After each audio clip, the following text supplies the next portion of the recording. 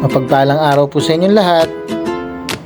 Ito po, nagluluto ako ng salmon head sa miso.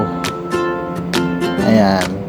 Bali, hindi ko na napakita yung first part dahil nakalimutan ko talaga siyang i-video. So, ang ginawa ko lang naman, nag-isa lang naman ako ng bawang sibuyas at luya tsaka kamatis. Ayan. Tapos, ginisa ko rin yung miso. Tapos pinakuluan ko na po. Ayan, tinimplahan ko na, nilagay ko na yung sinigang mix natin. At ito, nilalagay ko na ngayon yung ulo ng salmon. Ayan, isa-isa lang natin ilalagay kasi hindi natin pwedeng ibuhos lahat at baka tumalsik. At syempre baka madurog yung isda. Ayan, so isa-isa lang.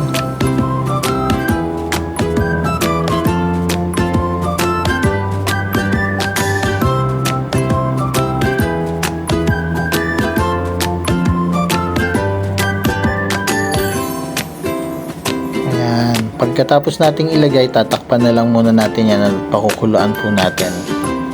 Sandali lang naman pong maluto yan. At ayan na.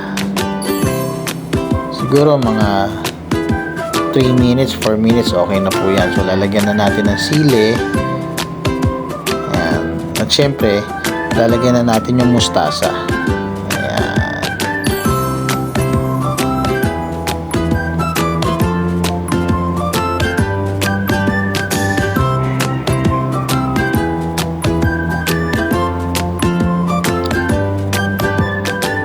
Ayan, pagkatapos niyan, pwede na natin uli yung takpan at pakuluin na lang natin ng sandali. Tapos, pwede na natin i-serve yan.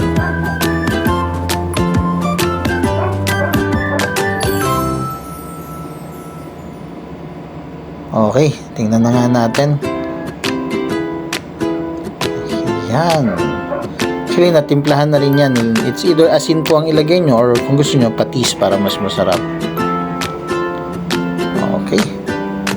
Pwede na nating i-serve yan.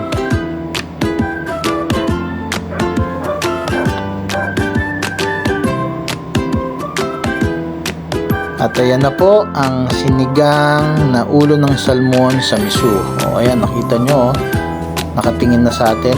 O, nakasmile pa. Diba? Mapaparami na naman ang kanin natin dito. As meron kang patis na merong sili. O, diba? O, tara, kain na tayo.